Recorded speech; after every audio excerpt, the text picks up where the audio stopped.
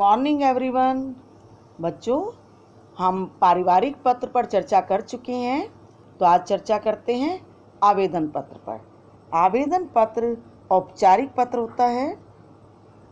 यह पत्राचार उन लोगों के साथ किया जाता है जिनसे हमारा कोई निजी परिचय नहीं होता।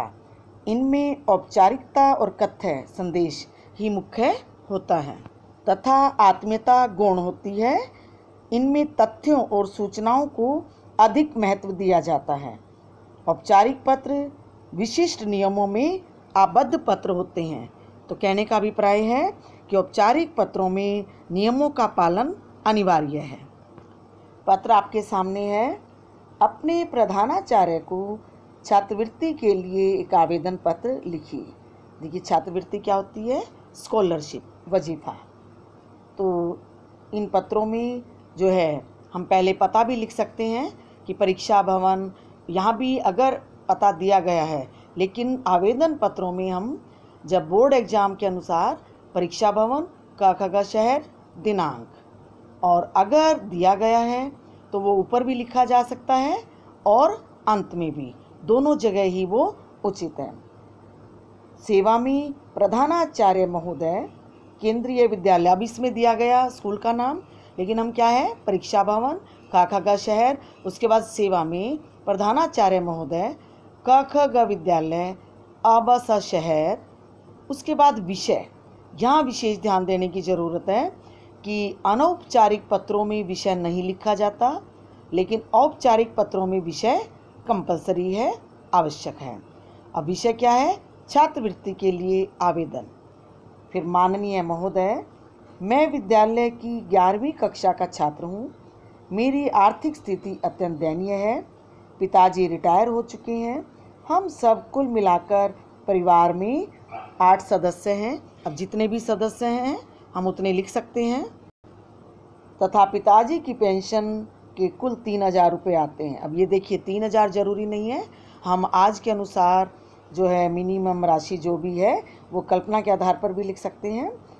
गत वर्ष 10वीं की परीक्षा में मेरे 92% अंक थे तथा मैंने चंडीगढ़ संभाग से प्रथम स्थान प्राप्त किया था। मुझे निबंध प्रतियोगिता में भी प्रथम स्थान प्राप्त हुआ था। यह प्रतियोगिता भूतल परिवहन मंत्रालय द्वारा आयोजित की गई थी। देखिए, औपचारिकताओं का मतलब है ऊपर के भाग और नीचे के भाग से बीच की अभिव्यक्ति हमारी अपनी हो सकती है।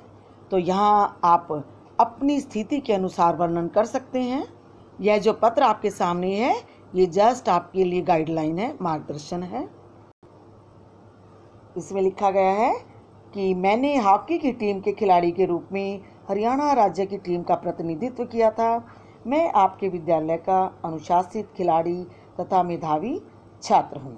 अब यहाँ कहने का अभिप्राय है कि हम अपनी उपलब्धियाँ, अपने गुणों का बखान कर सकते हैं और अपने घर की आर्थिक स्थिति का।